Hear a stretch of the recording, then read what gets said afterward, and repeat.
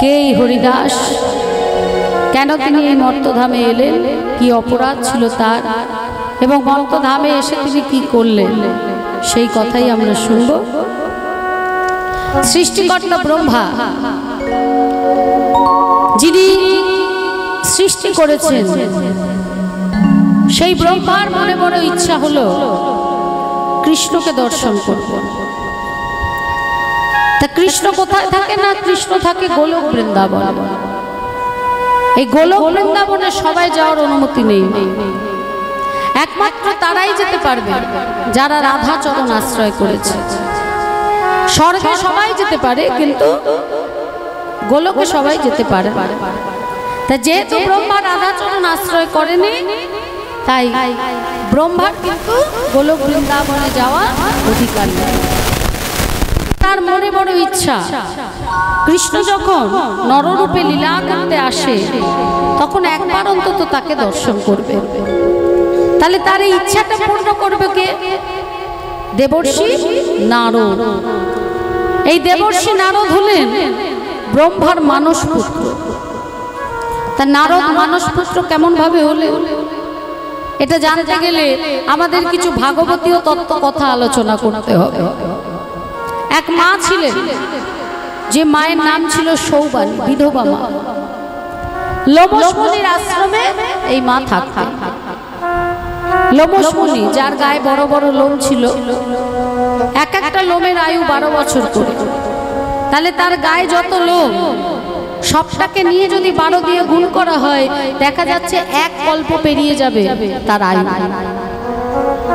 তা তিনি ব্রহ্মাকে বললেন, প্রভু এতদিন আমি বাঁচতে চাই, কি করলে আমার এই শরীরের লোমগুলো খসে যাবে? ব্রহ্মা বললেন, যদি তুমি কোনো অচ্ছুতের ঘরে অন্ন সেবা করো তাহলে তোমার গায়ের লোম আর থাকবে না। তাই লোমশ মুনি অজামিলের ঘরে অন্ন সেবা করেছিল। অজামিল ব্রাহ্মণ পুত্র হয়েও, ব্রাহ্মণের পুত্র হয়েও সে চণ্ডালিনীকে বিয়ে করেছিল এবং চণ্ডাল ধর্ম গ্রহণ করেছিল। জীবনে কোনোদিন কোনো ভালো কাজ করেনি। তারপরেও কিন্তু সে বৈকুণ্ঠ লোকে প্রাপ্ত হয়েছিল। কেন না, লোমশ মুনি অজামিলের স্ত্রীর হাতে সেবা করে বড় শান্তি তৃপ্তি পেয়ে তাকে বর দিয়েছিলেন যে আমার পরে তোমার এক পুত্র হবে, তার নাম রাখবে নারায়ণ। যখন অজামিল অসুস্থ, বিছানায় পড়ে যাবার সময় এসে গেছে, শিয়রে যমরাজের দূতেরা দাঁড়িয়ে আছে, তখন অজামিল ভয় পেয়ে ছোট ছেলে নারায়ণের নাম ধরে রেখেছিল। আর সেই ডাকটা এমনই ছিল যে নারায়ণের দূত এসে হাজির হয়েছিলেন এবং যমদূতের সামনে দিয়ে নারায়ণের দূত অজামিলকে নিয়ে বৈকুণ্ঠ লোকে পাড়ি দিয়েছে। তাই লোমশ মুনির আশ্রমে থাকতেন সৌবানী মা, লোমশ মুনির পুজোর কাজে সাহায্য করতেন। একদিন মন্দিরের ভেতর লোমশ মুনি পুজো করছে, আর বাইরে বসে মা মনে মনে ভাবছে, আমার তো কেউ নেই, আমি একা, কার জন্য আমি বেঁচে থাকবো, কার দিকে তাকিয়ে? যদি আমার একটা সন্তান থাকতো, অন্তত তার মুখের দিকে তাকিয়ে আমি বেঁচে থাকতাম ভাবছে। আর সেই সময় লোমশ মুনি পূজা সেরে ঘরের যেই বাইরে বেরিয়েছে, সঙ্গে সঙ্গে মা কি করেছে না, নিজের শাড়ির আঁচলটা লোমশ মুনির সামনে এইভাবে পেতে ধরেছে। লোমশ মুনি বলছে, মা কি চাই তোমার? বলছে, যা চাই তুমি আমায় দেবে বাবা। নিশ্চয়ই দেবো মা, বলো বলো তোমার কি চাই? বলছে, বাবা যদি দিতেই হয় আমায় এক ভক্তিযুক্ত সন্তান দিও, আমায় এক ভক্তিযুক্ত সন্তান দিও, যে শ্রী বিষ্ণু সেবক হবে, ভক্তিযুক্ত সন্তান দিও। বিষ্ণুর সেবক হবে, তব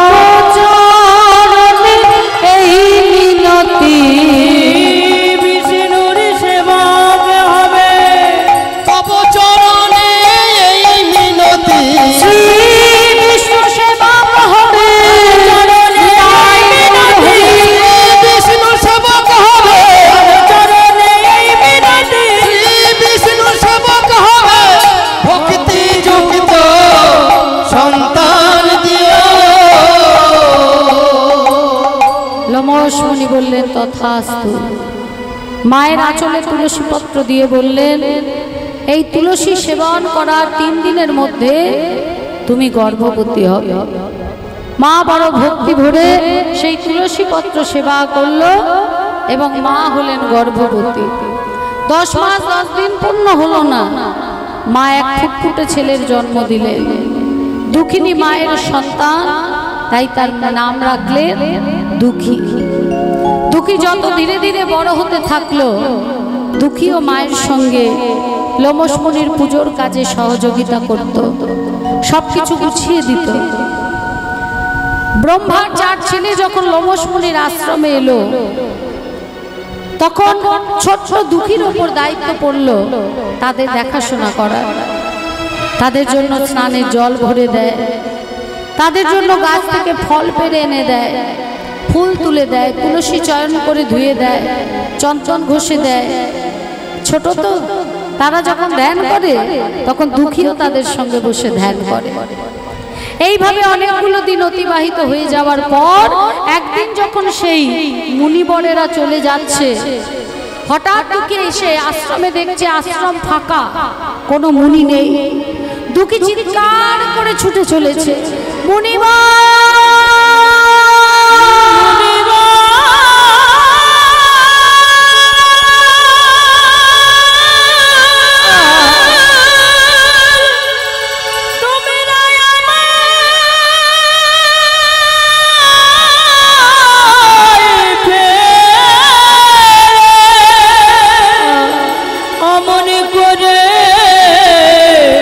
চলে যেও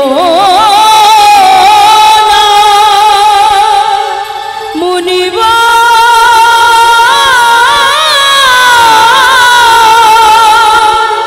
ওহে মুনি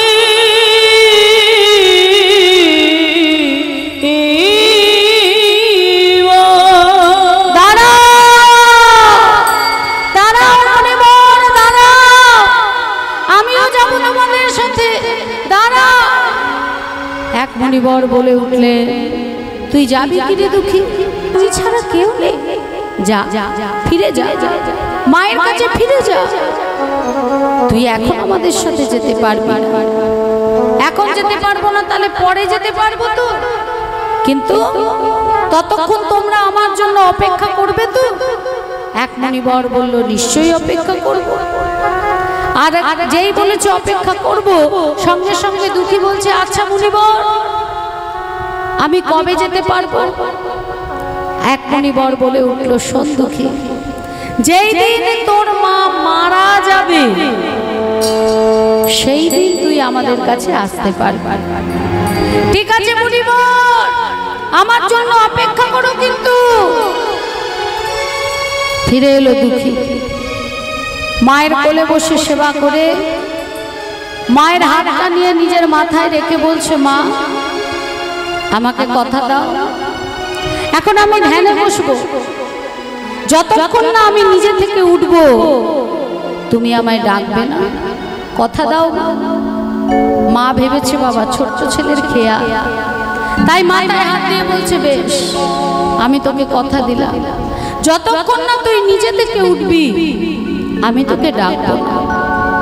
ছোট্ট দুঃখী ধ্যানে বসলো। মা একদিন গেল, 2 দিন গেল, 3 দিন, 5 দিন, 7 দিন, 10 দিন হয়ে গেল। যখন 15 দিন, মা লক্ষ্মী আর স্থির থাকতে পারলেন না, বিষ্ণুর কাছে গিয়ে বলছে, স্বামী ওই বাচ্চা ছেলেটা মরে যাবে, শীঘ্র যাও স্বামী, দেখো এই কঠিন কঠিন তপস্যায় ও কেন বসেছে, কি চায় ও, শীঘ্র যাও ওকে বাঁচাও স্বামী। বিষ্ণু বললেন, আমি তো যাব, আমিও জানতে চাই ওইটুকুনি একটা ছেলে এত কঠিন তপস্যায় কেন বসেছে। স্বয়ং বিষ্ণু এসে সামনে দাঁড়ালেন। দুঃখীকে ডাকতেই দুঃখী চোখ মেলে সামনে শ্রী বিষ্ণুকে দর্শন করে প্রণাম করতেই শ্রী বিষ্ণু বলে উঠলেন, এই দুঃখী কি চাই তোর, কেন এত কঠিন তপস্যায় বসেছিস? দুঃখী বলছে আমি যা চাই তুমি আমায় দেবে তো? ওরে দেব বলেই তো এলাম, বল বল তোর কি চাই। শোনো ঠাকুর, আমি আমার মায়ের মৃত্যু চাই। দুঃখী তুই কি বলছিস? তুই সন্তান হয়ে মায়ের মৃত্যু চাই? হ্যাঁ হ্যাঁ হ্যাঁ, আমি আমার মায়ের মৃত্যু চাই। আমার বলতে নেই বাবা, তুই অন্য কিছু চা। আমি তো তোকে দেব বলে এসেছি, তুই যা চাইছিস তা দেয়া আমার পক্ষে সম্ভব নয়। যদি সম্ভব না হয় তাহলে দিও না ঠাকুর, তুমি চলে যাও। আবার আমি তপস্যায় বসবো, আবার তোমায় আসতে হবে। যতক্ষণ না তুমি দেবে আমি এখান থেকে উঠবো না, এই আমি তোমায় বলে দিলাম। বিষ্ণু বলছে বল দুঃখী, ঠিক করে বল কি চাই। বললাম তো ঠাকুর, আমি আমার মায়ের মৃত্যু চাই, আমি আমার মায়ের মৃত্যু চাই দুঃখী। শেষবারের মতো বলছি। ওদিকে লোমশ মুনি ধ্যানে দেখলে যে দুঃখী বিষ্ণুর কাছে মায়ের মৃত্যু চাইছে, চিৎকার করে উঠলেন দুঃখী চাষে চাষে দুঃখী চাষে। ওরে সন্তান হয়ে মায়ের মৃত্যু যে চাইতে নেই বাবা, চাষে। লোমশ মুনির কণ্ঠস্বর দুঃখীর কানে পৌঁছল না বাবা। শ্রী বিষ্ণু বললেন আমি শেষবারের মতো বলছি, বল কি চাই। বললাম তো ঠাকুর, আমি আমার মায়ের মৃত্যু চাই। তথাস্তু। আজ থেকে ঠিক 3 দিনের দিন রাতের বেলা তোর মায়ের মৃত্যু হবে। বর দিয়ে চলে গেলেন শ্রী বিষ্ণু। এদিকে লোমশ মুনি ছুটতে ছুটতে এসছে, দুঃখীকে দেখে বলছে তুই কি করলি দুঃখী, তুই কি করলি? সন্তান হয়ে মায়ের মৃত্যু চাইলি? জননী জন্মভূমিষ্ঠ স্বর্গাদপি গরীয়সী। তোর মা তোকে কত কষ্ট করে জন্ম দিয়েছে, তোর মা তোকে কত কষ্ট করে বড় করেছে, তুই কিনা সেই মায়ের মৃত্যু চাই? দুঃখী বলছে মুনিবর, মা মারা না গেলে আমি তো তপস্যায় যেতে পারবো না, তাই তো মায়ের মৃত্যু চেয়েছি। পাপ করেছি, মহাপাপ। যে পাপের কোনো ক্ষমা নেই, সেই পাপ তুই করেছিস দুঃখী। সন্তান হয়ে কেউ মায়ের মৃত্যু চায়? দুঃখী কাঁদতে কাঁদতে বলছে আমি ভুল করেছি মুনিবর, আমি অন্যায় করেছি, ভুল করেছি। এখন তুমি বলে দাও কি করলে আমি আমার মাকে বাঁচাতে পারবো? লোমশ মুনি বললেন আর সম্ভব নয়, কারণ ভগবানের বাক্য কখনো মিথ্যা হবে না। এই পাপের প্রায়শ্চিত্ত করতে তোকে 12 বৎসর ওই বদরিকাশ্রমে তপস্যা করতে হবে। তারপর যদি দেবতারা সন্তুষ্ট হয় ভালো, না হলে তোর গতি যে কি হবে আমি জানি। ছোট্ট দুঃখী ছুটতে ছুটতে মায়ের কাছে গিয়ে বলছে মা গো, আমি পাপ করেছি, মহাপাপ, আমি অন্যায় করেছি, আমার পাপের কোনো ক্ষমা নেই। মা বলছে কি হয়েছে বাবা, কি পাপ করেছিস? আমি পাপ করেছি, আমি অনেক বড় পাপ করে ফেলেছি। কিছুতেই মাকে বলতে পারছে না যে ভগবানের কাছে মায়ের মৃত্যু চেয়েছি। মা কোলে বসিয়ে দুঃখীকে আদর করে বুকের মধ্যে জড়িয়ে ধরলে। রাত্রিবেলা মায়ের পাশে শুয়ে আছে, তাকিয়ে তাকিয়ে রাত কেটে গেল। প্রথম রাত, দ্বিতীয় রাতও কেটে গেল। এলো সেই তৃতীয় অভিশপ্ত রাত। মায়ের মাথার কাছে বাবু হয়ে বসে আছে। মাঝে মাঝে ডাকছে মা, ও মা। মা বলছে আমি না বাবা, পাশে শোয়, আমি তোর গায়ে মাথায় হাত বুলিয়ে দিই। বলছে না মা, তুমি ঘুমাও, আমি জেগে আছি। আবার কিছুক্ষণ বাদে ডাকছে মা। মা আবার বলছে আয়, আমার পাশে শুয়ে আয়। না মা, তুমি ঘুমাও, আমি জেগে আছি। বারবার করে মাকে ডাকছে এটা বোঝার জন্য মা বেঁচে আছে, তা তাকে ছেড়ে চলে গেছে। এদিকে ভগবান দেখলেন দুঃখী যদি না ঘুমায় ভগবানের বাক্য মিথ্যা হয়ে যাবে, তাই নিদ্রা দেবীকে আহ্বান করলেন, দুঃখীর চোখে ভর করার আদেশ দিলেন। নিদ্রা দেবী যখনই দুঃখীর চোখে ভর করলো, দুঃখী ঘুমিয়ে পড়ল।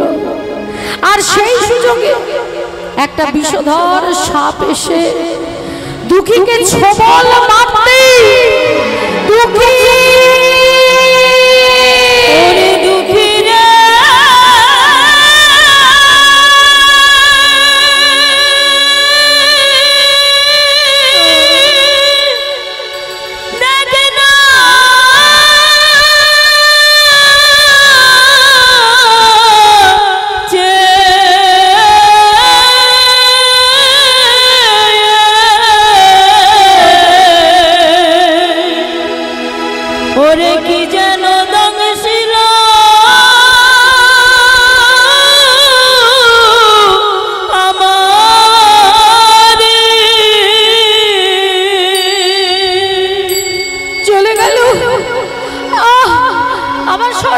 চলে গেল, আমি বুঝি আর প্রাণে বাঁচব না। দুঃখী চলে নিস্তেজ হয়ে গেল। দিকে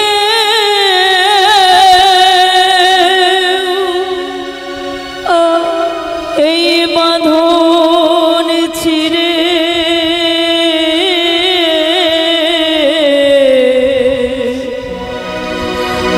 কাদিস কেনে মো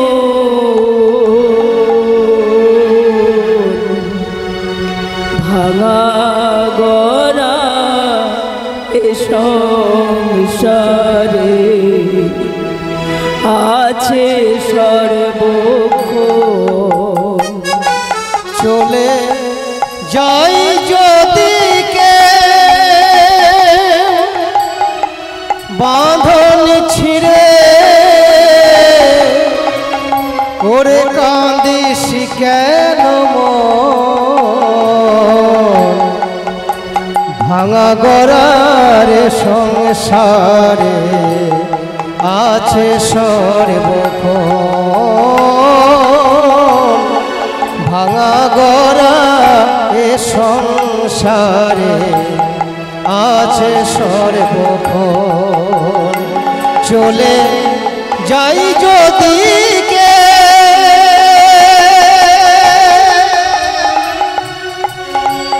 হাসির পরে কান্নায় আছে, দুঃখের পরে আদালতে শেষে তুই দেখবি আলোর হাসির পরে কান্নায় আছে,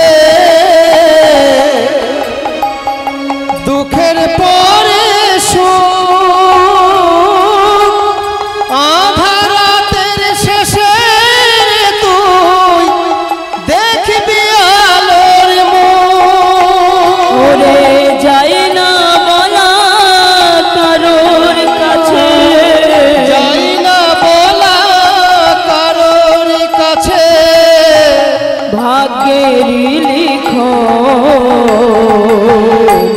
ভাঙা গড়া এ সংসারে আছে সর্বক্ষণ। ওরে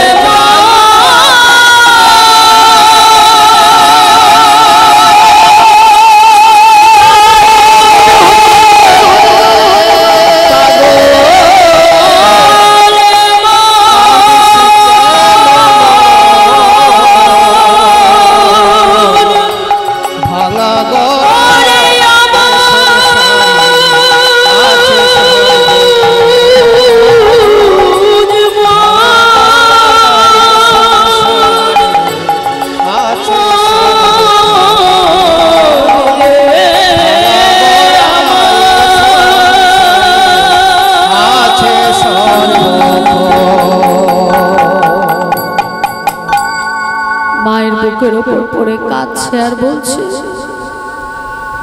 কাকে আমি মা বলে ডাকবো?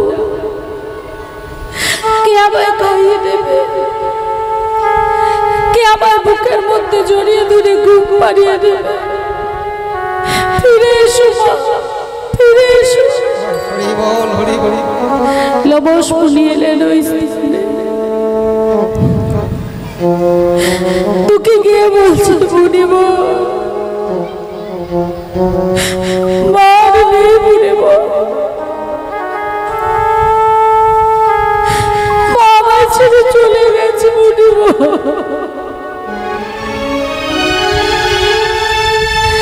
এখন তুমি বলে দাও, কাকে আমি মা বলে ডাকবো?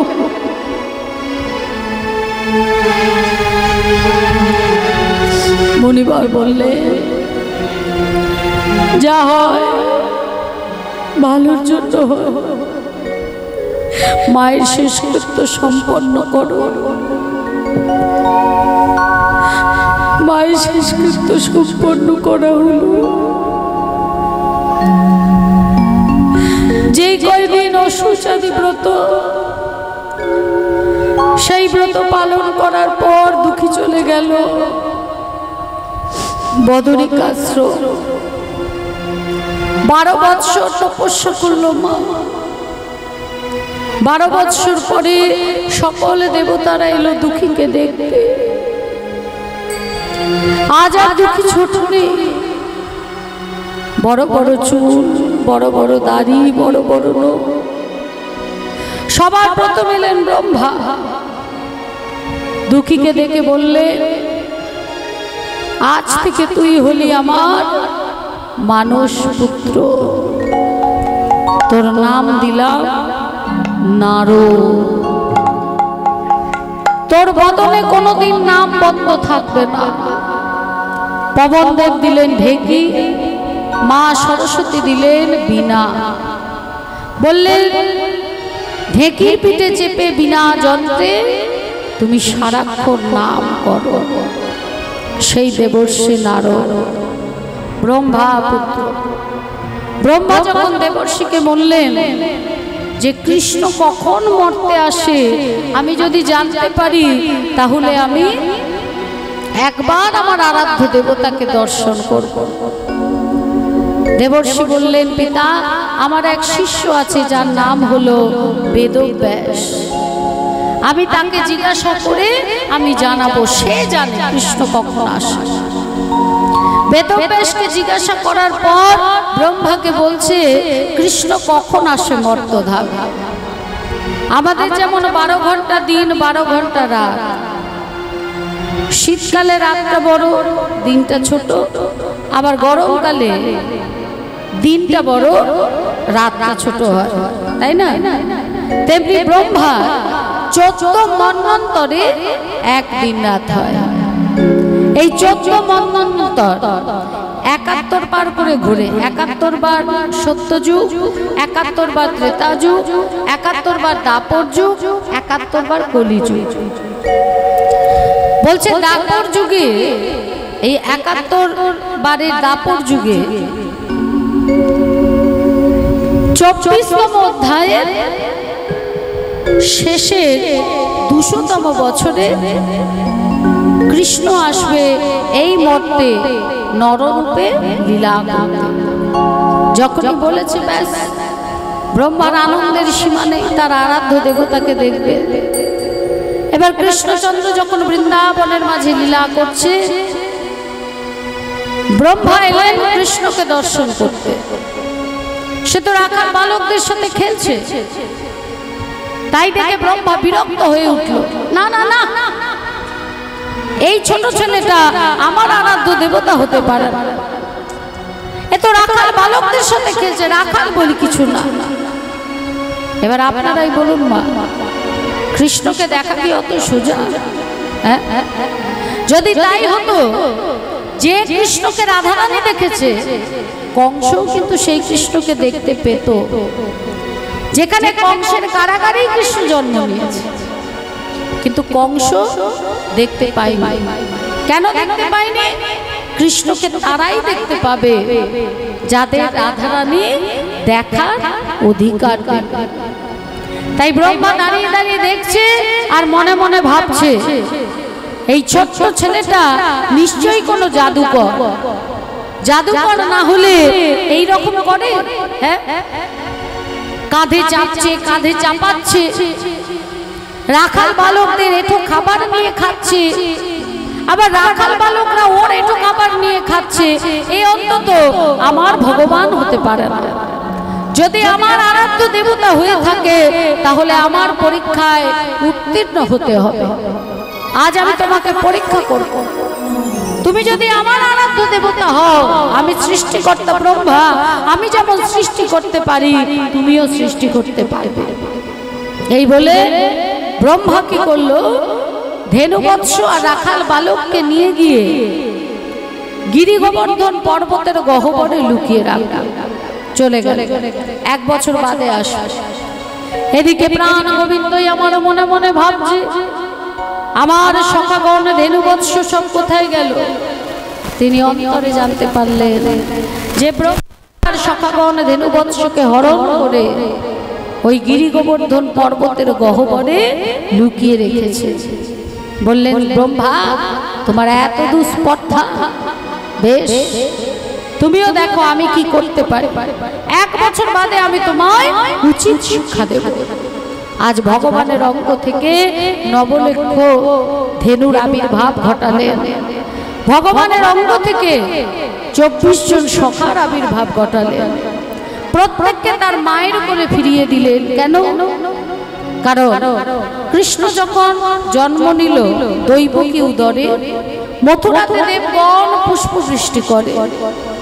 বসুদেব রাখিয়া আইল নন্দের মন্দিরে, নন্দের আলোয় কৃষ্ণ দিনে দিনে বাড়ে। যখন বসুদেব নন্দের আলোয় রেখে এলেন, পরের দিন সকালবেলা যখন মা যশোমতীর কোলে গোপাল খেলা করছে, তখন শ্রীরাম সুদামের মায়েরা মনে মনে ভাবছে, এই ছোট্ট গোপাল যদি আমার ছেলে হতো, বক্ষ মাঝে জড়িয়ে ধরে অধর চুম্বন দিয়ে কত আদরই না করতাম। ধবলি সাবলি পিয়ালি গাভীরা ভাবছে, এই ছোট্ট গোপাল যদি আমার ছেলে হতো, আমার বাটে মুখ দিয়ে দুগ্ধ পান করত, আর আমি আমার জিহ্বা দিয়ে তার অঙ্গ লেহন করে দিতাম। এই যে মায়েদের মনের বাসনা, এই বাসনাকে পূর্ণ করার জন্য আজ ভগবান 1 থেকে 9 লক্ষ ধেনু হলেন, 1 থেকে 24 জন সখা হলেন, সবাইকে মায়ের কোলে ফিরিয়ে দিলেন। বলরাম বলছে, একই রে কানাই, শ্রীরাম সুদাম, ধবলি সাবলি এরা কোথায়? এ তো দেখছি সব তুই। বলছে, চুপ করো দাদা, ব্রহ্মাকে উচিত শিক্ষা দেবো 1 বছর বাদে। ব্রহ্মা আমাদের সকল সখাদের ধেনুবৎসদের হরণ করে গিরি গোবর্ধন পর্বতের গহ্বরে আটকে রেখেছে। তাই আমি নিজের থেকে আবির্ভাব ঘটিয়েছি 9 লক্ষ ধেনু আর আমার 24 জন সখা, তাদের মায়ের কোলে ফিরিয়ে দিয়ে আসার জন্য। 1 বছর বাদে ব্রহ্মা আবার এসেছে মর্তে দেখার জন্য। দেখছে কি, যেমন ব্রজ তেমন আছে, দেখে যেমন ব্রজ তেমন আছে, যেমন ব্রজ তেমন আছে, দেখে যেমন ব্রজ তেমন আছে, শ্রীরাম সুদা দাম বসুদা, যেমন ব্রজ তেমন আছে, দেখে শ্রীদাম সুদা দাম সুদা, ওই ধবলি শ্যামলি আদি, দাম সুদামে দামে বসুদা, ওই ধবলি শ্যামলি আদি, দাম সুদাম দাম বসুদা, ধবলি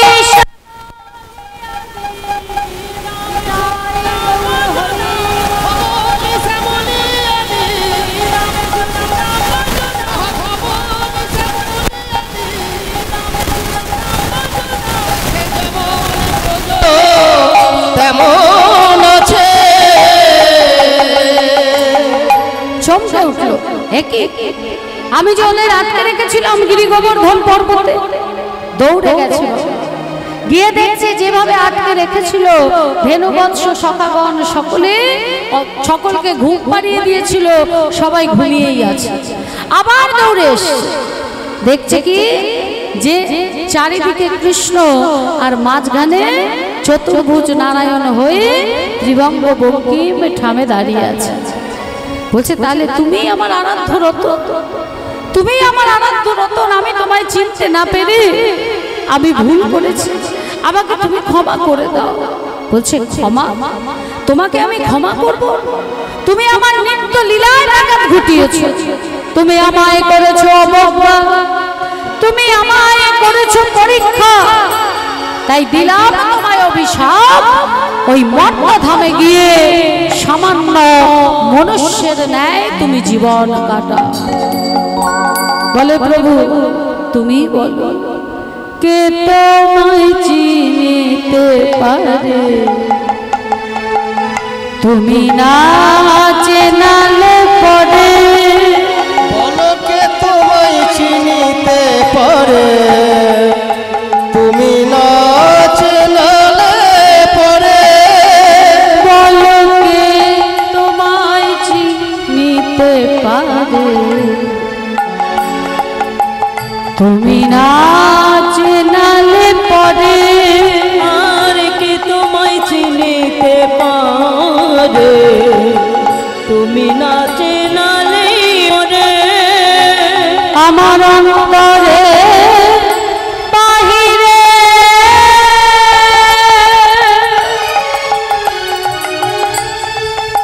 অন্তরে অন্তরে জামি রূপে, বাহিরে শ্রী গুরু রূপে, আমার অন্তরে বাহিরে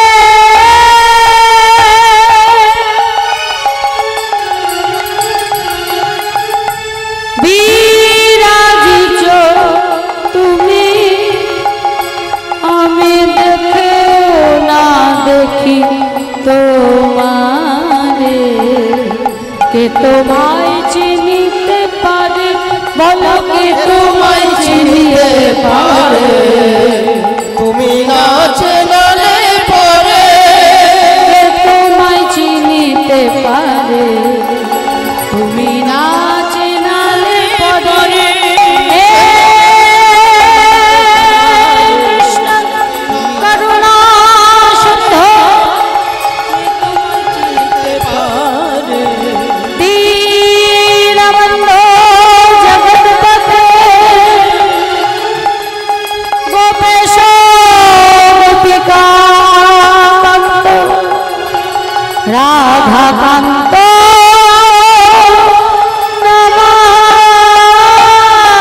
নমস্তুতে।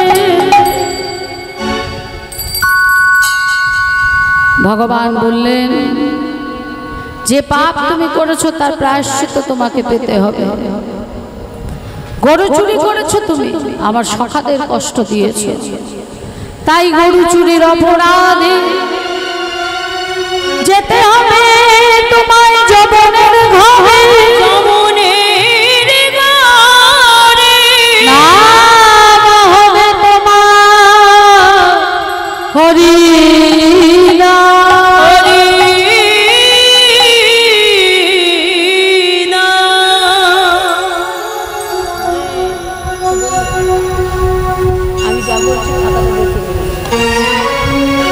বলছে গরু চুরির অপরাধে যেতে হবে তোমায় যবনের ঘরে, নাম হবে তোমার হরিদাস।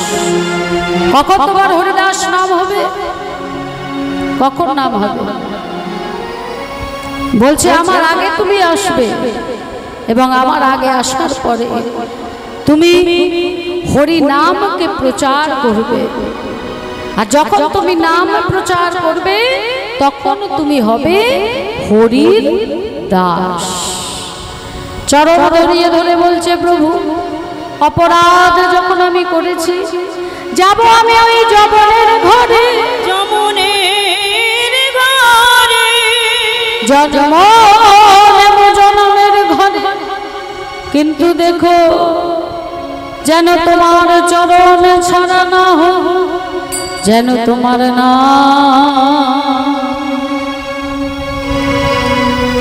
আমি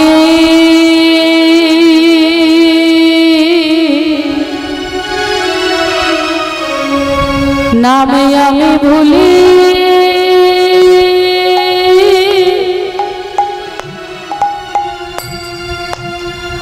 ভুলি নাই গো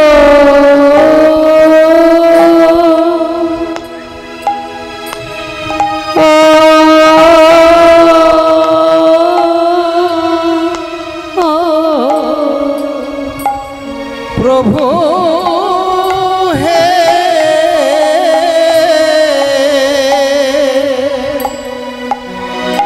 যেন তোমার নাম আমি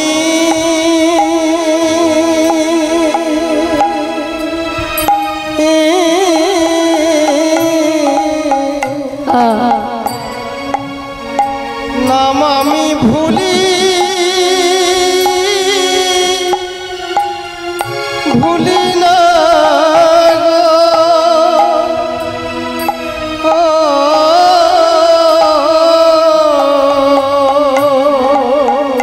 তোমার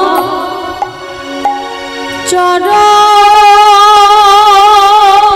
হরি বল হরি বল। চরণ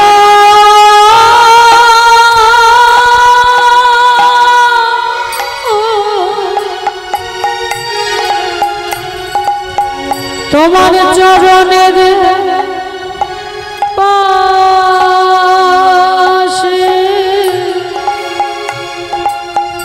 রেখো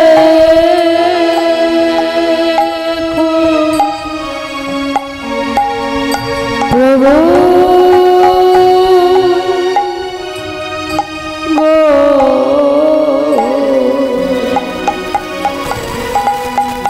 তোমার নাম যেন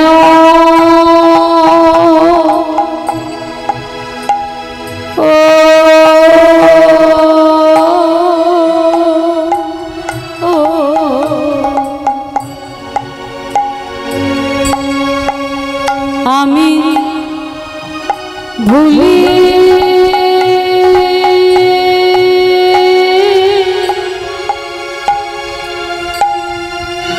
ভুলি নাই গো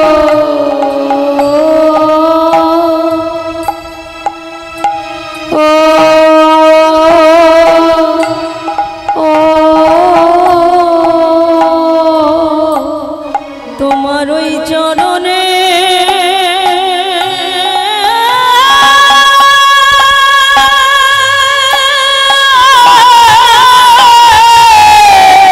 হরি বল হরি বল। চরণের পাশে রেখো যেন তোমার নাম সঙ্গে থাকতে পারি।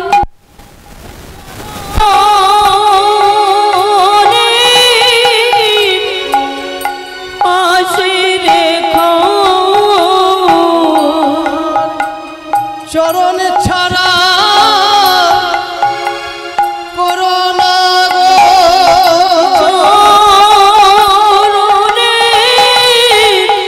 পাশে রেখো চরণ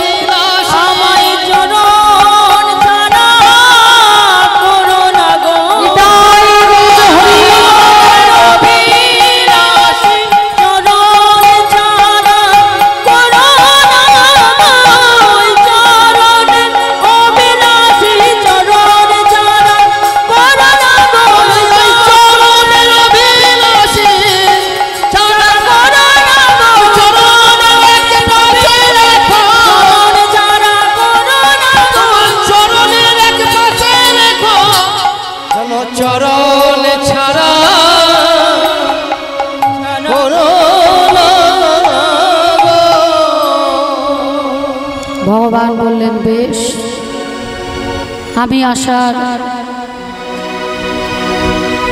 35 বছর আগে তুমি আসবে, যবনের ঘরে তোমার জন্ম হবে, কিন্তু নাম প্রসঙ্গে থাকার জন্য তোমার নাম হবে হরিদাস, তুমি হরি নামে প্রচার করবে। সেই ব্রহ্মা কোন কুলে জন্ম নিলেন? গ্রন্থ তো অনেক কিছুই বলে, কেউ বলে হিন্দু ঘরে, কেউ বলে মুসলিম ঘরে। কোন ঘরে জন্ম নিয়েছে সেই দিকে না দেখে আমরা দেখব তিনি কর্মটা কি করে গেছেন। শাস্ত্র বললেন না, জন্ম হোক যথা তথা, কর্ম হোক ভালো। হ্যাঁ, তা ছোট্ট ছেলে মিয়া রফিবুল্লাহ মিয়া এবং ফতেমা বিবির কোল আলো করে এলেন। আগেকার দিনে যখন মোড়ক লাগতো, এখনকার দিনে মোড়ক লাগলে এখন নানা রকম ভ্যাকসিন বেরিয়ে গেছে বাবা। এই যে করোনা মহামারী আজ থেকে যে 5 বছর আগে হলো, অনেক প্রাণ গেছে ঠিক কথাই, কিন্তু ভ্যাকসিন ঠিক বেরিয়ে গেছে। কিন্তু তখনকার দিনে চিকিৎসা ব্যবস্থা এত উন্নত ছিল না, তাই যদি কোথাও মোড়ক লাগতো গ্রামকে গ্রাম শেষ হয়ে যেত। সেখান থেকে যারা পালিয়ে গিয়ে যেতে পারতো একমাত্র তারাই বাঁচত। তা এই মোড়কে ওই ছোট্ট ছেলে, 6 মাসের ছেলে, তার বাবা মা দুজনেই প্রাণ হারিয়েছে। আর ছোট্ট ছেলেটা বাবা মায়ের মৃতদেহের সামনে বসে কাঁদছে। এদিকে হবিবুল্লাহ মিয়া তিনি গেছেন মরকে কার কি ক্ষয়ক্ষতি হয়েছে দেখার জন্য। এবার তিনি যখন সেটা দেখছেন, পর্যবেক্ষণ করছেন, হঠাৎ একটা বাচ্চার কান্না তার কর্ণমূলে এসে প্রবেশ করলো। মা মা বলিয়া শিশু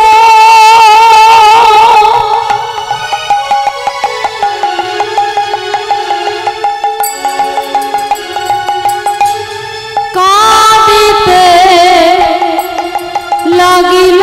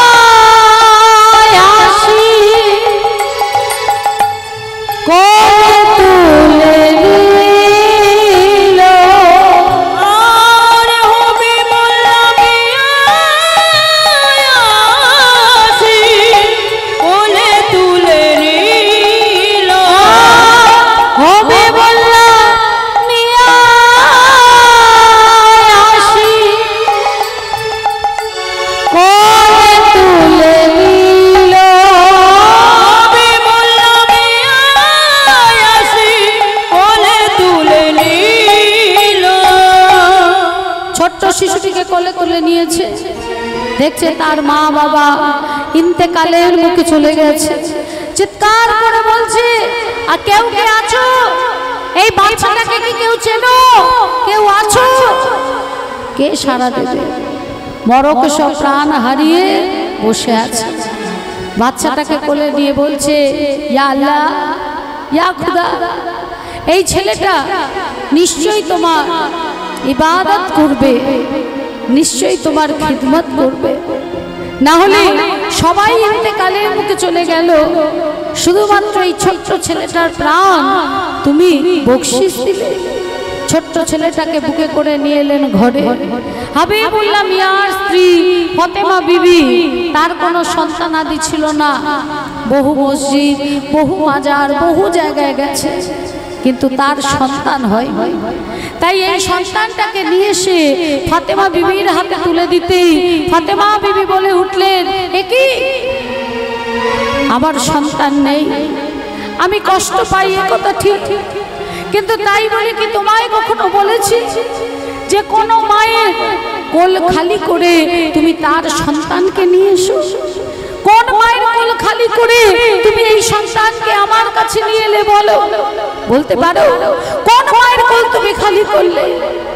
হাবিবুল্লাহ মিয়া বলে উঠলে, মরকে ওর বাবা মা দুজনেই মারা গেছে।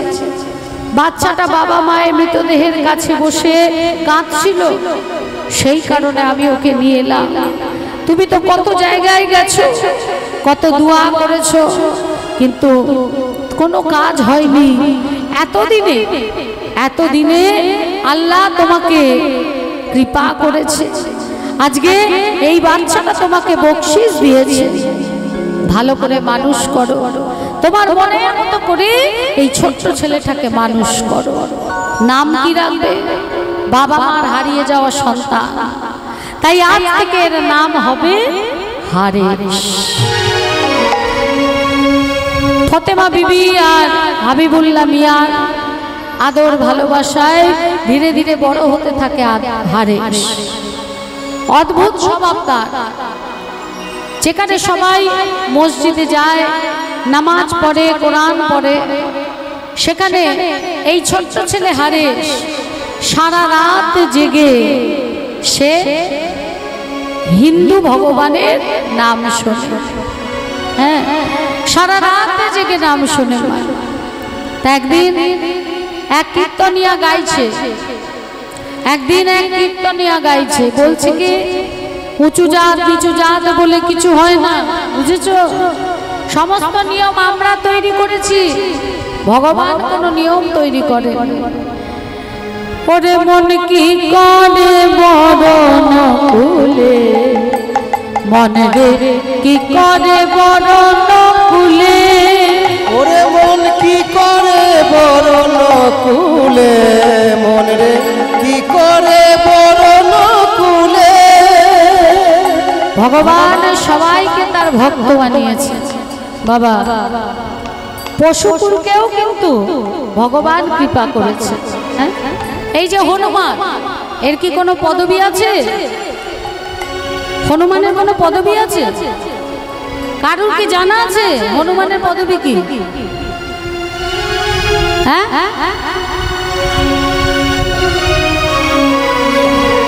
এই তোর পদবী কি? জোরে বল। তোমার পদবী কি? মন্ডল। আপনার পদবী কি? মাস্টার মশাই? রায়। সবার পদবী আছে মা, কিন্তু হনুমানের কি কোনো পদবী আছে? তারপরেও দেখুন, এই হনুমান রামচন্দ্রের সব থেকে বড় ভক্ত হয়ে গেল, তাই না? কপিকুলে ধন্য বীর হনুমান, শ্রীরাম ভক্তরা। কপিকুলে ধন্য বীর হনুমান, শ্রীরাম ভক্তরা। কপিকুলে ধন্য বীর হনুমান, শ্রীরাম ভক্তরা। রাক্ষস হইয়া বিভীষণ বৈশে, রাক্ষস হইয়া বিভীষণ বৈশে। ঈশ্বর সবার মা, দেখো রাক্ষস হইয়া বিভীষণ বৈশে, ঈশ্বর সবার মা। কপিকুলে ধরল বীর হনুমান, রামচন্দ্রের বড় ভক্ত হয়ে গেলেন না। আর বিভীষণ, তার তো রাক্ষস কুলে জন্ম। হ্যাঁ, রাক্ষস রাজ রাবণের ভাই হচ্ছে বিভীষণ। সেই বিভীষণ ভগবানকে ভালোবেসে, সেই বিভীষণ কিন্তু যেখানে ভগবান ঈশ্বরদের যেখানে বসার জায়গা, সেইখানে বিভীষণের জায়গা হয়ে গেল। তা এক ভক্ত বলছে, যদি বলতে হয় তাহলে সত্যযুগ থেকে বলো, ত্রেতা থেকে বলছো কেন? সত্যযুগে কি কিছু নেই? বলে আছে তো। কি আছে? দৈত্যের ঔরাসে প্রহ্লাদ জন্মিল, ভুবনে রাখিল স্ফটিক স্তম্ভেতে প্রকট নরহরি, হইল যাহার স্তম্ভেতে প্রকট শ্রীহরি, হইল যাহার। আর স্ফটিক স্তম্ভেতে প্রকট নরহরি, হইল যাহার। স্ফটিক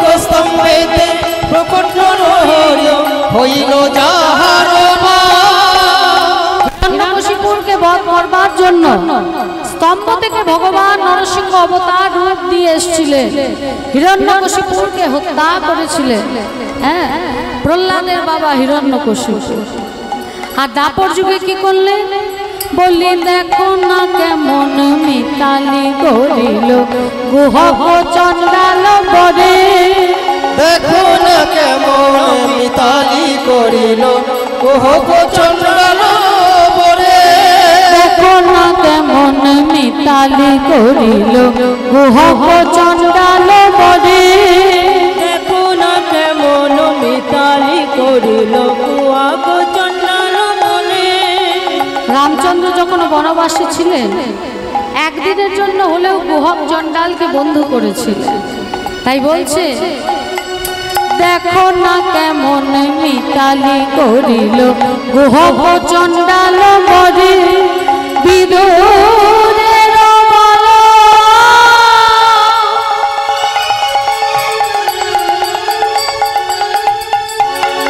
কি বাকুল ছিল, ওই বিদুরের বল কি বাকুল ছিল। বিদুর তো কোনো রাজার ছেলে নয় বাবা, বিদুর হচ্ছে দাসী পুত্র, তাই না? বিদুরের বল কি বাকুল ছিল, গোবিন্দ খাইল যাহার ঘরে। খাইল যাহার ঘরে, গোবিন্দ খাইল যাহার ঘরে। গোবিন্দ খাইল যাহার ঘরে। বিদুরানী দুর্যোধন ভগবান শ্রীকৃষ্ণকে নিমন্ত্রণ করেছেন, রাজভোগ সাজানো আছে, কৃষ্ণচন্দ্র বসে সেবা করতে যাবে। দুর্যোধনকে বলে উঠলেন এ তো আমি খাবো না, এর মধ্যে 20 মাস মেশানো আছে। দুর্যোধন চমকে উঠেছে, 20? আমি তোমাকে 20 দেবো? বলছে হ্যাঁ, নিমন্ত্রণ করে নিয়ে এসছো, তুমি আমাকে 20 দিয়েছো, এই 20 আমি খাবো। দুর্যোধন বলছে আমি তো 20 দিইনি, তোমায় 20 দেবো কেন? বলছে এতে 20 আছে। কোন 20 জানো? তোমার অহংকারের 20। তাই আমি তোমার এই অন্ন সেবা করব না।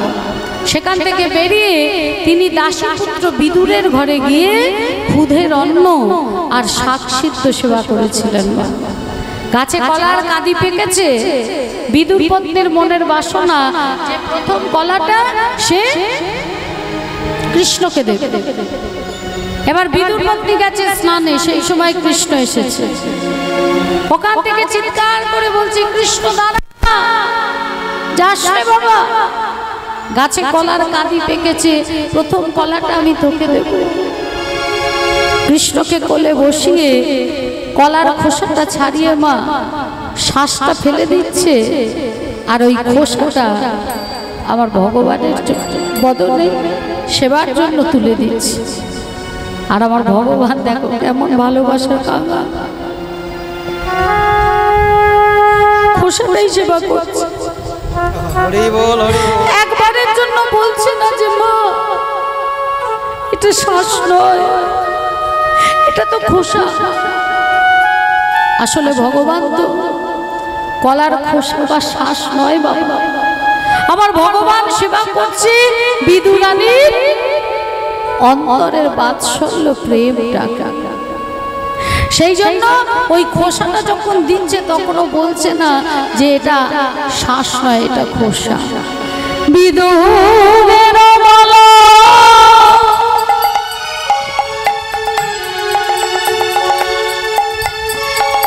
কি বাকুল ছিল, গোবিন্দ খাইল যাহার ঘরে। গোবিন্দ খাইল যাহার ঘরে, গোবিন্দ খাইল যাহার ঘরে। গোবিন্দ খাইল যাহার ঘরে। দেখো না কেমন সাধনা করিল গোকুলে গোপের নারী। দেখো না কেমন সাধনা করিল গোকুলের গোপের নারী। দেখো না কেমন সাধনা করিল গোকুলে গোপের নারী। দেখো না কেমন সাধনা করিল গোকুলে গোয়ালার নারী। রাধারানী তিনি তো কুমারিনী মা, কোনো মাতৃ গর্ভ থেকে তো তার জন্ম হয়নি বাবা। ভগবান শ্রীকৃষ্ণের বাম অঙ্গ থেকে যার আবির্ভাব, সোনার পদ্ম ফুলের উপর আবির্ভাব। কৃত্তিকা মা সরোবরে স্নান করতে গিয়ে সোনার পদ্ম ফুল পেয়েছিলেন, সেটা ঘরে রেখেছিলেন। কিছুদিন পর দেখছে তার উপরে সোনার বরণ কন্যা, সে হাসছে, খেলছে। তাহলে রাধারানী কুমারিনী, ভগবানের বাম অঙ্গ থেকে তার আবির্ভাব। হ্যাঁ, এমন সাধনা করলেন যে ভগবানের ভক্তদের মধ্যে শ্রেষ্ঠ ভক্ত হলেন আমার রাধারানী, এবং সেই সঙ্গে ভগবানের প্রেমের গুরু তাকেই বানালেন। জগতের মাঝে কৃষ্ণ নাম আগে আসে না, আগে আসে রাধা নাম, তারপর কৃষ্ণ নাম। ভক্তকে প্রাধান্য দিলেন। দেখো না কেমন সাধনা করিল গোকুলে গোপনারী, দেখো না কেমন সাধনা করিল গোকুলের গোপের নারী। জাতি কুলাচারে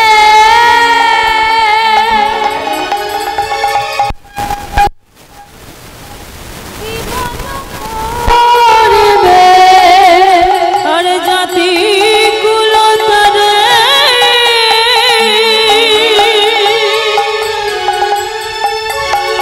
কি বলো করবে। আহা সে হরি যে ভজে তারি, সে হরি যে ভজে তারি, সে হরি যে ভজে তারি, সে হরি যে বাজে তারি, সে হরি সে ভজে তারি। তাই আজকে কীর্তনিয়া বলছে যে তাকে সবাই ভজন করতে পারে। বলছে সব,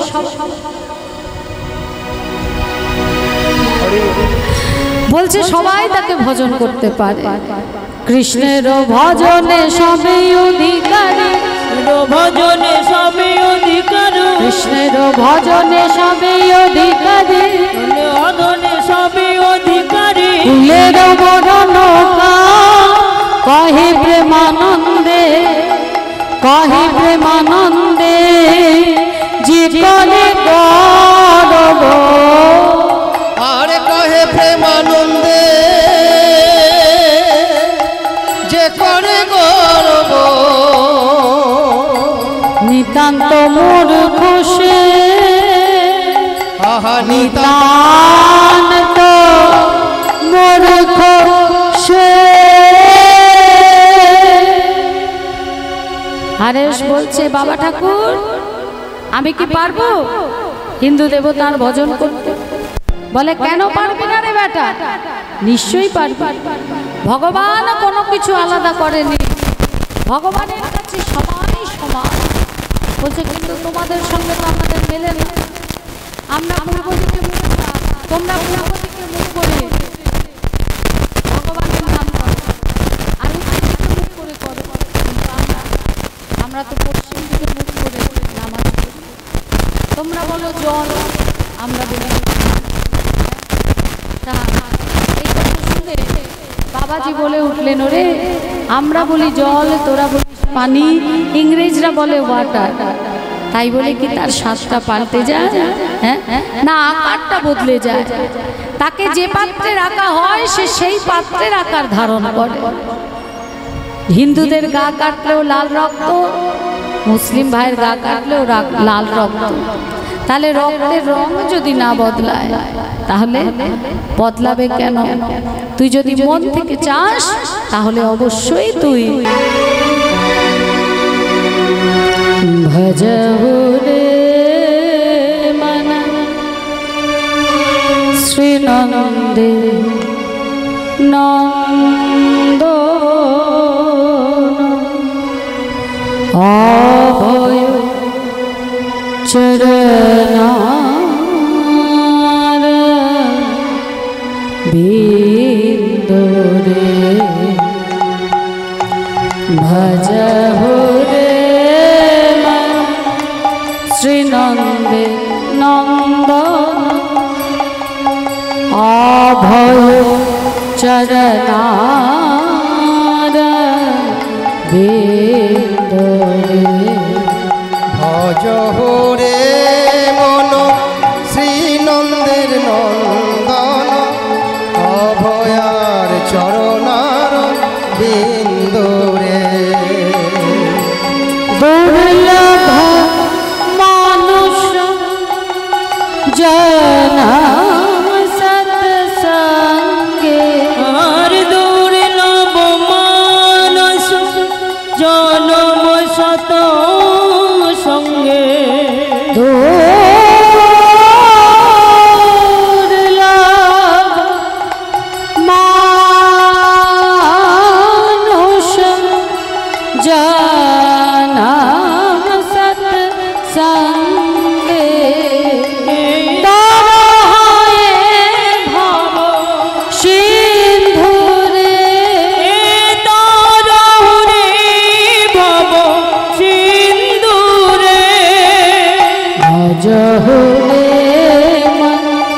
শ্রীনন্দের নন্দন অভয় চরণার বিন্দুরে ভজহুরে মন শ্রীনন্দের নন্দন অভয় চরণার বিন্দুরে শীতয়া তপা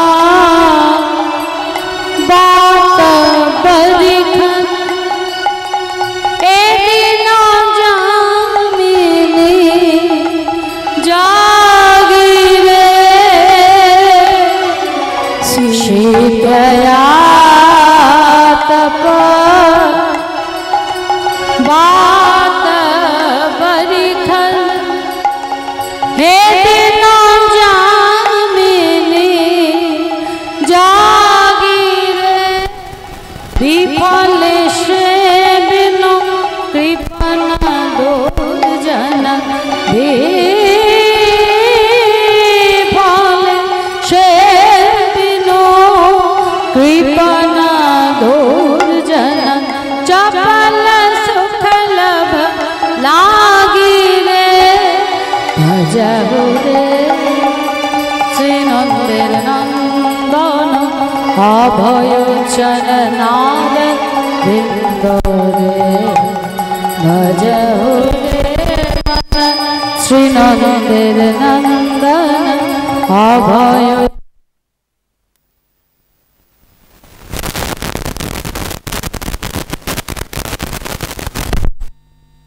নন্দন অভয় চরণার বিন্দুরে।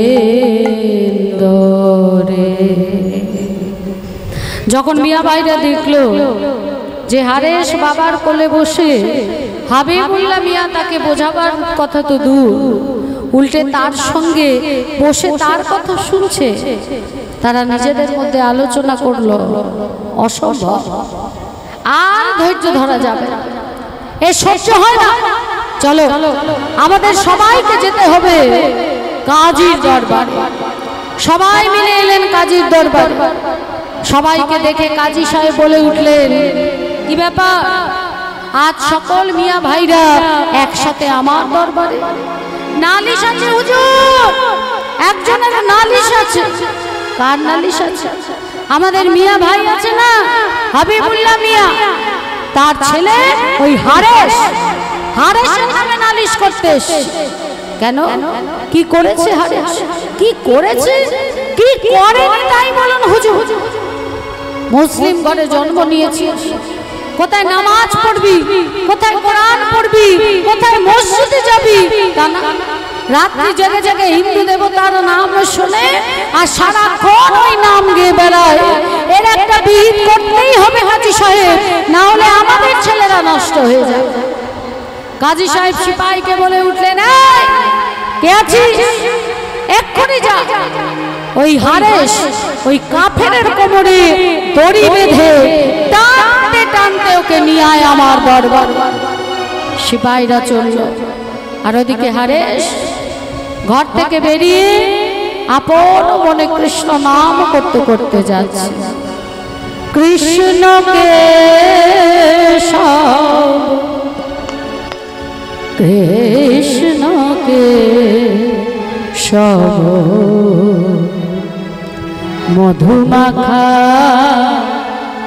এই নাম কৃষ্ণ নাম সুধা মাখা এই কৃষ্ণ কেশব কৃষ্ণ কেশব মধু মাখা এই নাম হরি নাম সুধা মাখা কৃষ্ণ নাম জপরে জপরে জপরে রসনা জপরে জপরে জপরে রসনা জপরে জপরে জপরে রসনা জপরে জপরে জপরে রসনা অবিরত অবিরাম কৃষ্ণ নাম সুধা মাখা এই নাম কৃষ্ণ কেশব কৃষ্ণ কেশব সুধা মাখা এই নাম হরি নাম মধু মাখা কৃষ্ণ নাম। হারিস যাচ্ছে নাম করতে করতে, ওইদিকে কাজী সাহেবের পেয়াদারা কান পেতে শুনছে, ওই দেখ কোথা থেকে যেন ওই হিন্দু ভগবানের নাম, হ্যাঁ তার মানে ওই দিক দিয়ে আসছে। শীঘ্র চল, ওকে ধরে ওর কোমরে দড়ি বেঁধে টানতে টানতে নিয়ে যেতে হবে। আপন মনে হারেস গাইছে, আর এদিকে পেয়াদারা ছুটে আসছে। থমকে দাঁড়িয়ে বলছে, এই, বন্ধ করো বন্ধ করো। লজ্জা করে না তোমার? মুসলমানের ঘরে জন্ম নিয়েছো, তুমি কোথায় নামাজ পড়বে, কোরআন পড়বে, তুমি কোথায় মসজিদে যাবে, তা না তুমি ওই হিন্দু ভগবানের নাম করছো। চলো, কাজী সাহেব তোমায় ডেকে পাঠিয়েছে। কোমরে দড়ি বেঁধে টানতে টানতে নিয়ে এলো কাজীর দরবারে। কাজী সাহেব বলছে, এই হারিস, ওই হিন্দু ভগবানের নাম কেন করিস? হ্যাঁ, মসজিদে যেতে পারিস না, নামাজ পড়তে পারিস না, কোরআন পড়তে পারিস না, কেন করিস হিন্দু দেবতার নাম? কেন করে শুনবে শুনবে কাজী চাচা, কেন করে? তবে শোন, কৃষ্ণ নামের সুধা যে বা করে খোদা কৃষ্ণ হয়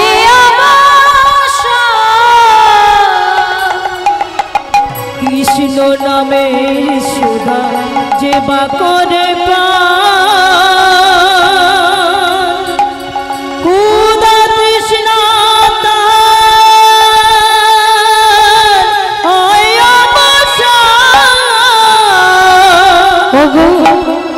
অন্তরতা কৃষ্ণ নামেতে, অন্তরতা কৃষ্ণ নামেতে, অন্তরতা কৃষ্ণ নামেতে, অন্তরতার কৃষ্ণ নামেতে সদাই আনন্দ ব্রজধাম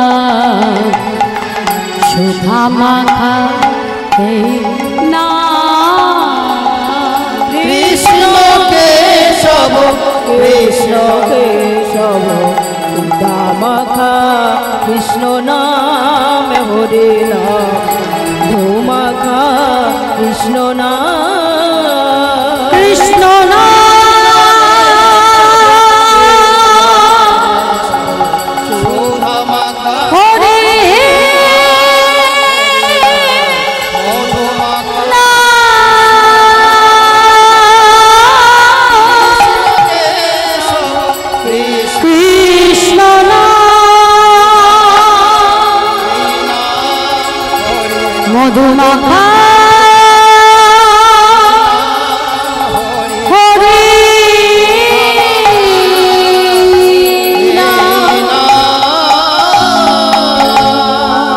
স্তব্ধ হ। কে আছিস? নিয়ে যাই কাপড়, এক্ষুনি নিয়ে যা।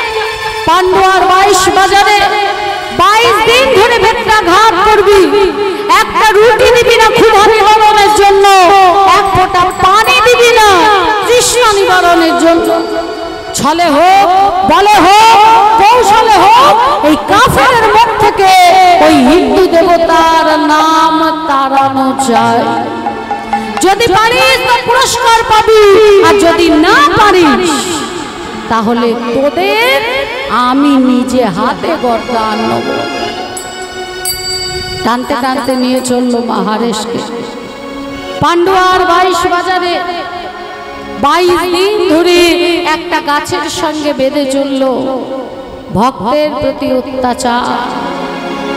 একবার কৃষ্ণ বলে 22টা বেত্রাঘাত, একবার হরি বলে 22টা বেত্রাঘাত। কেঁদে কেঁদে হরেশ বলে, যতবার তোমরা আমায় মারো না কেন, আমি বলবো, বারবার বলবো, হাজার বার বলবো, খন্ড খন্ড হয় যদি দেহ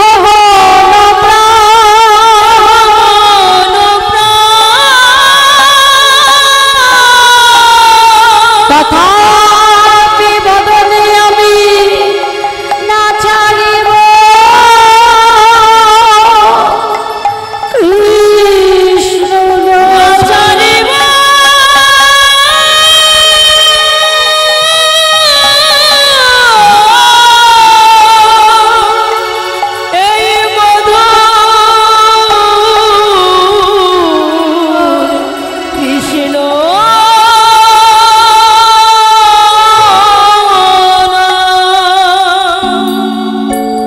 পান্ডুয়ার একটা বাজারে 22টা বেত্রাঘাত মারলে সে প্রাণে বাঁচে না মা। আর হারেশকে বাবা 22 বাজারে 22টা করে বেত্রাঘাত। ভক্তকে মারবে কেমন করে মা? সে যে কৃষ্ণ নামের অমৃত সুধা পান করেছে।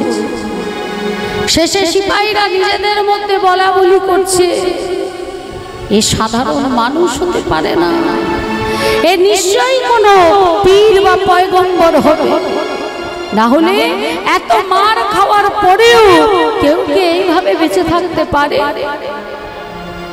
বলছে, দেখো ভাই, কাজী সাহেব আমাদের বলেছে যদি তোমাকে আমরা না মারতে পারি তাহলে সে আমাদের গর্দান নেবে।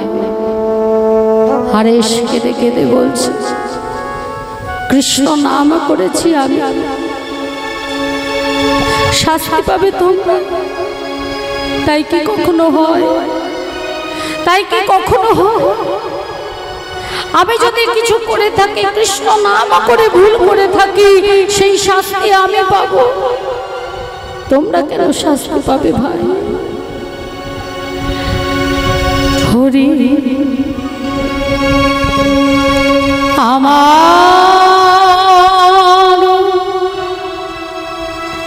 মানস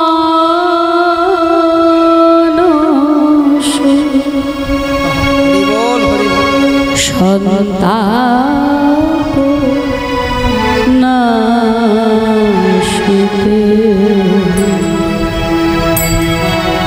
ইথে যদি তব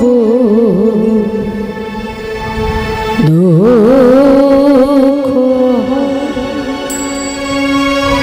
হরি আমার মানস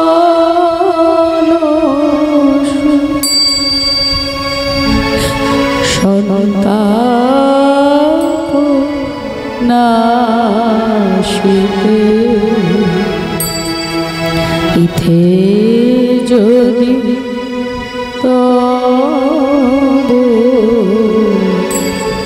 দুঃখ আমার যা হবার তা হবে, তুমি কেন দুঃখ পাবে? আমার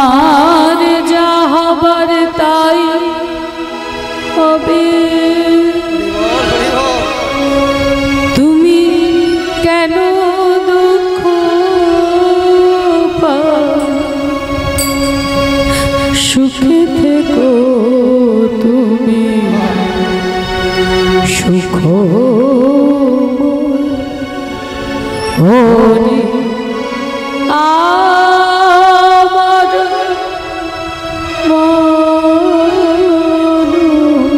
শরীব সনতাপ নাশিতে ইথে যদি তব দুঃখ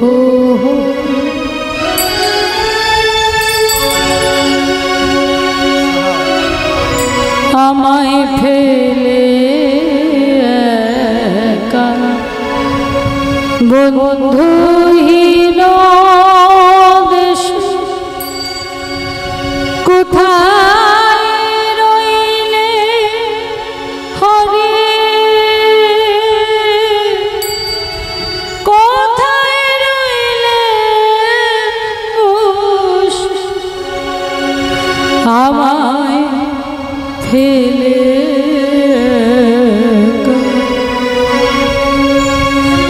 বন্ধুহীন দেশে কোথায় রইলে হরি কোথায় রইলে বসে আমি তোমার উদ্দেশ্য যাব সেই দেশে তোমার উদ্দেশ্য যাব সেই দেশ ইথে হবে নব পরিচয় হরি আমার মানুষ সন্তাপ নাশিতে ইথে যদি তব দুঃখ হয়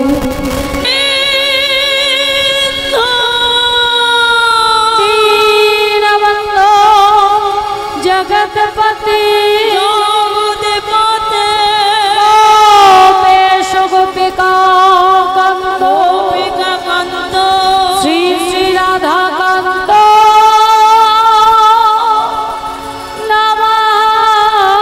নমস্তুতে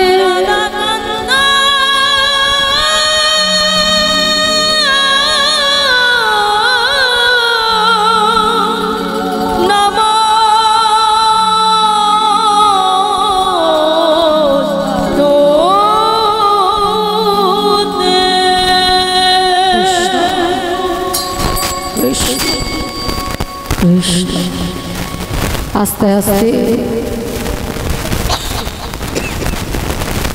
হর্ষের দেহটা নিস্তেজ হয়ে গেল। পেয়াদারা বলল, রে হর্ষ মরেছে রে, কাজী সাহেবকে খবর দে। কাজী সাহেবের কাছে খবর গেল। কাজী সাহেব নিজে এলেন দেখার জন্য। দেখছেন তাই তো হরেশ তো আর বেঁচে নেই। সিপাহীরা বলছে, তাহলে এখন কি করবো হরেশের দেহটাকে? বলছে, যেহেতু মুসলিম ঘরে জন্ম নিয়ে হিন্দু নাম করেছে, তাই তাকে কবর দেয়া যাবে না। আর যেহেতু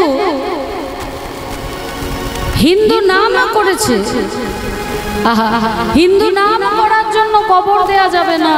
আর যেহেতু মুসলিম নাম করে মুসলিম ঘরে জন্ম নিয়েছে, তাই তাকে দাহ করা যাবে না। তাহলে এক কাজ কর, হরেশের দেহটা ওই পদ্মা নদীর জলে ভাসিয়ে দে।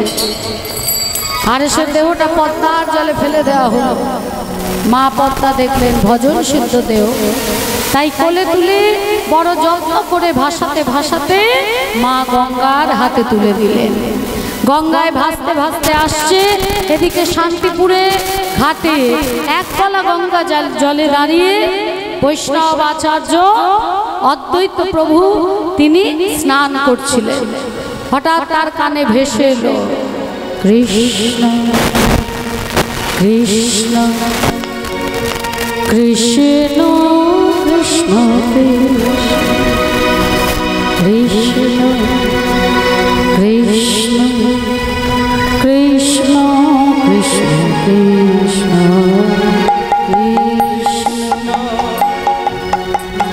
কৃষ্ণ কৃষ্ণ কৃষ্ণ কৃষ্ণ কৃষ্ণ কৃষ্ণ কৃষ্ণ কৃষ্ণ চমচম করে কেউ তো কোথাও নেই, কোথা থেকে ভেসে আসছে কৃষ্ণ নাম। হঠাৎ দেখছে গঙ্গা দিয়ে একটা মৃতদেহ ভেসে যাচ্ছে। সাঁতার কেটে সেই মৃতদেহটাকে যখন পাড়ে নিয়ে এলেন, দেখছেন এই দেহটা থেকেই কৃষ্ণ নাম হচ্ছে, সেই কৃষ্ণ নাম ভেসে আসছে ওখানে। চমচম উঠলেন অদ্বৈত আচার্য প্রভু, পরনে লুঙ্গি, দাড়ি, গলায় তুলসীর মালা, আর বদনে কৃষ্ণ নাম। একে তো দেখে মনে হচ্ছে মুসলিম, মুসলিমের বদনে কৃষ্ণ নাম। নিজেই আবার হেসে বলছে ভগবানের কাছে আবার জাত কি আছে, সবাই সব নাম করতে পারে, কিন্তু এই মুহূর্তে এর চেতনা ফেরাতে হবে। তাই অদ্বৈত আচার্য প্রভু কি করলেন, কানের কাছে বদনখানা নিয়ে গিয়ে কৃষ্ণ নাম দিলেন। মা শ্রবণে বদন দিয়া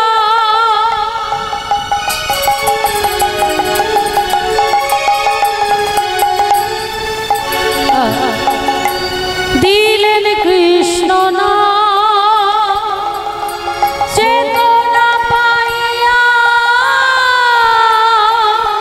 বলে কোথায় ঘনশ্যাম, কোথায় রাসবিহারী বংশীধারী, রাসবিহারী বংশীধারী, রাসবিহারী বংশীধারী, দেখা হে মদন হরি রাসবিহারী বংশীধারী, দেখো নাহি মদন বিহারী, রাসবিহারী বংশীধারী, দেখো নাহি মদন বিহারী, রাসবিহারী বংশীধারী, দেখো নাহি মদন বিহারী, রাসবিহারী বংশীধারী, দেখো নাহি মদন বিহারী, কোথায় রাসবিহারী বংশীধারী, চেতনা পাইয়া বলে কাহা ঘনশ্যাম, কাহা ঘনশ্যাম। যেই না তাকিয়েছে কোথায়, একই বৈষ্ণব, বৈষ্ণবের চরণে প্রণাম জানালেন। বাঞ্ছা কল্পতরুভ্যশ্চ কৃপা সিন্ধুভ্যো এব চ পতিতানাং পাবনেভ্যো বৈষ্ণবেভ্যো নমো নমঃ। যখন প্রণাম জানিয়েছে অদ্বৈত আচার্য প্রভু বলে এলেন, কে তুমি, কি নাম তোমার? আগে আগে আমার নাম হলো হারেশ।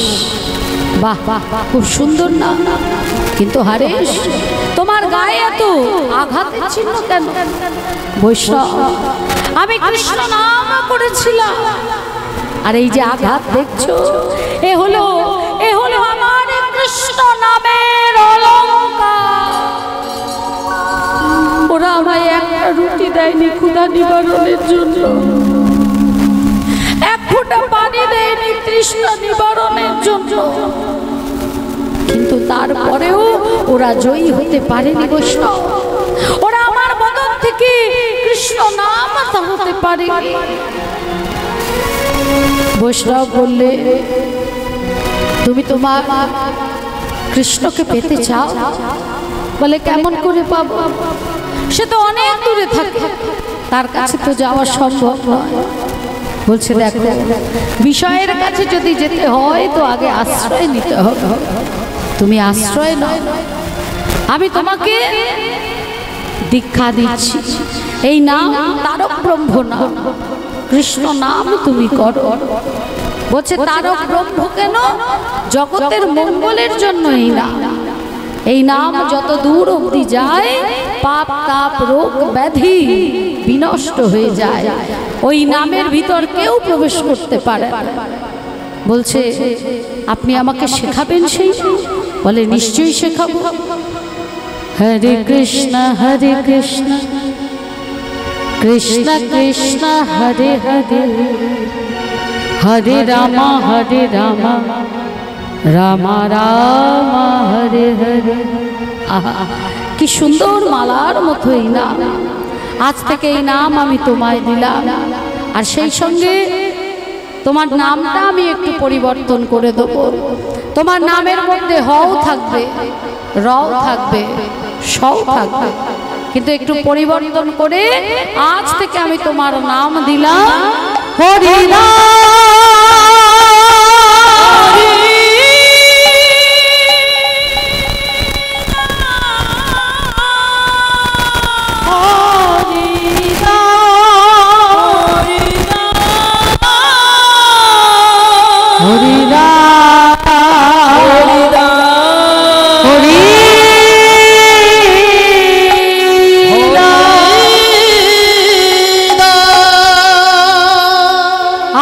তোমার নাম হলো হরিদাস। হরিদাস ঠাকুর বলছে যে আপনি আমার গুরু, তাহলে আপনাকে তো দক্ষিণা দিতে হবে। তো আমার কাছে তো পয়সা নেই, আমি কারোর কাছে কিছু চাই না, আমি পয়সা ছুঁই না, দিলে খাই না দিলে খাই না। অদ্বৈত আচার্য প্রভু বললেন পয়সা ছাড়াও গুরু দক্ষিণা দেওয়া যায়। যদি তাই হয় তাহলে গুরুদেব আপনার চরণে আমি প্রতিজ্ঞা করলাম আজ থেকে প্রত্যহ 3 লক্ষ নাম আমি জপ করব। 1 লক্ষ নাম জপ করব উচ্চস্বরে স্থাবর জঙ্গম কীট পতঙ্গের জন্য, 1 লক্ষ নাম জপ করব আমি মৃদু স্বরে, আর 1 লক্ষ নাম জপ করব অন্তরে। 3 লক্ষ নাম জপ না করে আমি জলস্পর্শ করব না। অদ্বৈত আচার্য প্রভুর কাছে প্রতিজ্ঞাবদ্ধ হয়ে হরিদাস ঠাকুর নাম শুরু করলেন। নাম করতে করতে গেলেন বেনাপোলের জঙ্গলে। কোনো রকমে একটা ছোট্ট তুলসী চারা গাছ তুলে তুলসী মঞ্চ করলেন। সেখানে প্রত্যেক দিন নাম করে। সেই নাম শোনার জন্য দূর দূরান্ত থেকে ভক্তরা আসে, ভিড় করে। আর নামের শেষে হরিদাস ঠাকুর হরির লুটে বাতাসা ছিটায়। এইখান থেকে হরির লুটের আবির্ভাব হয়। তাই যে বাতাসা ছিটায় আর নামের শেষে সবাইকে নিয়ে একসাথে গান করে হরি বলো রে বলো রে বলো রে বলো রে হরি বলো রে হরি বলো রে হরি বলো রে বলো রে বলো রে হরি বলো রে বলো রে হরি বলো রে বলো রে বলো রে একবার বলো রে হরি বলো রে হরি বলো রে বলো রে বলো রে বলো রে হরি বলো রে হরি বলো হরি বলো হরি বলো ভাই একবার হরি বলো হরি বলো হরি বলো ভাই হরি নাম ছাড়া জীবের আর গতি নাই। হরি বলো হরি বলো ভাই, হরি নামে সারা জীবের আর গতি নাই। হরি বলো রে বলো রে বলো রে বলো রে বলো রে বলো রে হরি বলো রে হরি বলো রে হরি বলো রে বলো রে হরি বলো রে বলো রে হরি বলো রে একবার বলো রে বলো রে হরি বলো রে একবার বলো রে বলো রে হরি বলো রে যতদিন ভিড় বাড়তে থাকে সহ্য হয় না। সেখানকার জমিদার রামচন্দ্র খায় যেভাবেই হোক এই বাবাজি এই গ্রাম থেকে ছাড়া করে এই বাবাজির মুখ থেকে ওই হরিনাম বন্ধ করতে হবে। কে পারবে না? তখনকার দিনে সবথেকে বড় বাইটি ছিলেন নটি লক্ষ হীরা। সেই নটি লক্ষ হীরাকে তলব করলো। নটি লক্ষ হীরা এসে বলছে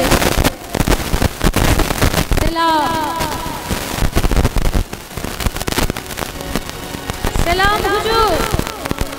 হঠাৎ এই নটিকে আপনি কেন বললেন যে নটি তোমাকে একটা বিশেষ কাজ দেবো। আমাদের এখানে এক বাবাজি এসছে, সেই বাবাজিকে এই গ্রাম ছাড়া করতে হবে। নটি লক্ষ্য হীরা বলছে আমার নাম হচ্ছে নটি লক্ষ্য হীরা। হ্যাঁ, আমার গান আমার নাচ বড় বড় রাজা রাজরাজা দেখে থাকে, আর আপনি একজন সামান্য বাবাজির জন্য আমাকে নিয়ে এসছে। বলছে সে সামান্য বাবাজি নয়, আমি অনেক চেষ্টা করেছি তাকে গ্রাম থেকে তাড়াবার, কোনোভাবেই পারিনি। শোনো হীরা, তুমি যদি এটা করতে পারো আমার রাজত্বে অর্ধেক আমি তোমায় দিয়ে দেব। সালাম হুজুর। আজ থেকে ঠিক 3 রাত আমি সময়টা নিলাম আপনার কাছে, আর এই 3 রাতের মধ্যেই ওই বাবাজিকে আমি শুধু গ্রাম ছাড়া করবো না, ওর মুখ থেকে আমি নামটা বিহারা ছাড়া করাবো। সালাম জানিয়ে চলে গেল। রাত্রিবেলা সেজে গুজে চলেছে নটি লক্ষ্য হীরা। নেচে নেচে যায় হীরা, নেচে নেচে যায় হীরা, নেচে নেচে যায়। আর নেচে নেচে যায় হীরা, নেচে নেচে যায় হীরা, নেচে নেচে যায়। নেচে নেচে যায় হীরা, নেচে নেচে যায় হীরা, নেচে নেচে যায়। গ্রামের পথ আলো করে নেচে নেচে যায়। গ্রামের পথে আলো করে নেচে নেচে যায়। গ্রামের পথে আলো করে নেচে নেচে যায়।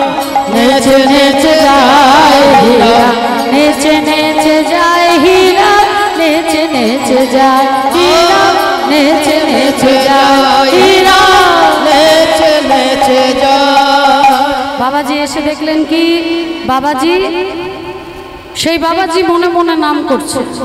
আর যখন হীরা এসছে বাবাজি ইশারা করে বললেন একটু বসো, নাম শেষ করে আমি তোমার মনের ইচ্ছা পূর্ণ করব।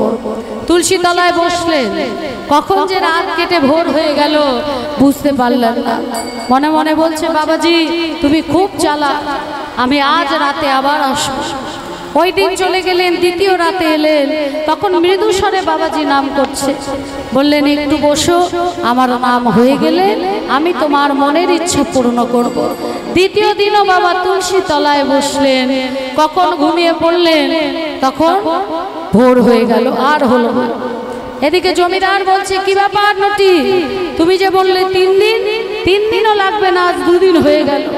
নটি বললেন আজই আমি বাবাজিকে গ্রাম ছাড়া করব, নাম ছাড়া করব।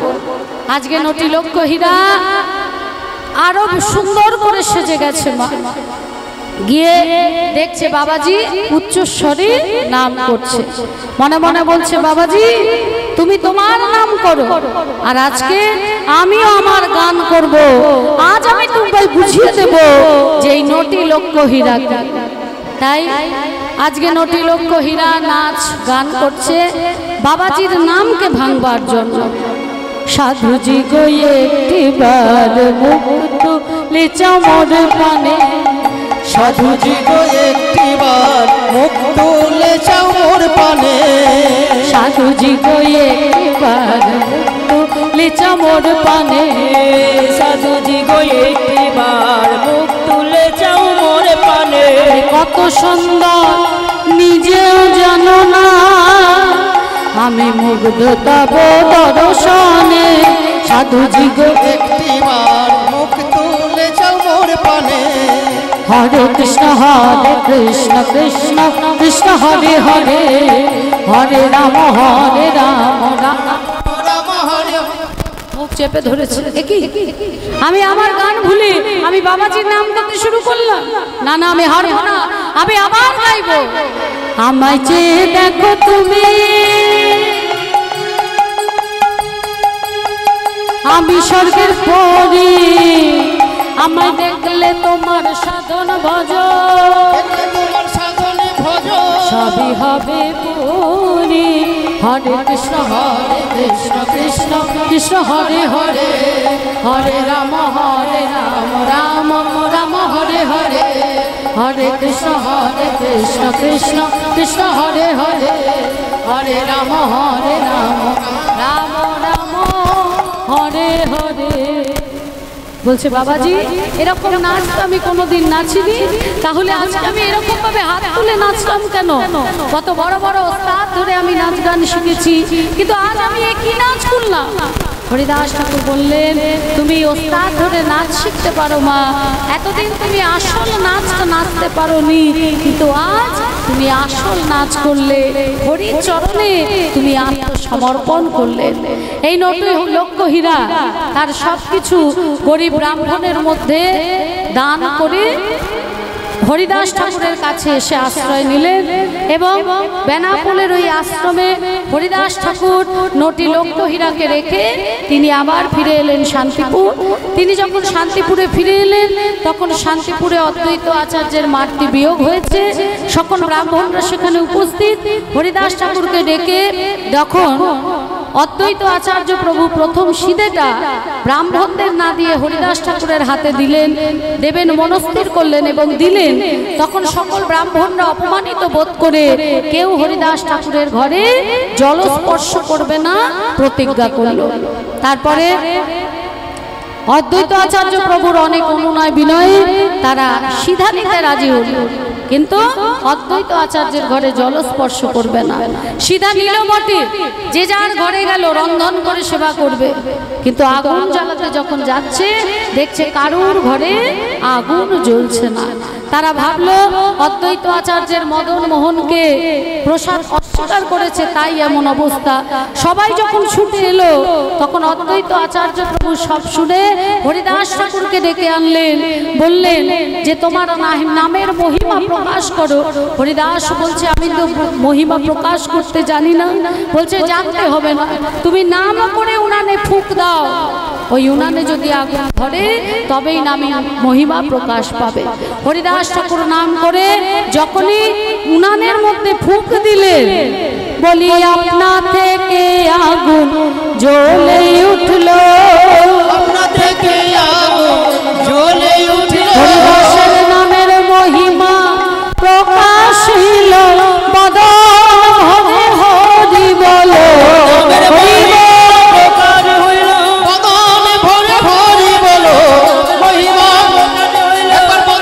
ভরে হরি বলো,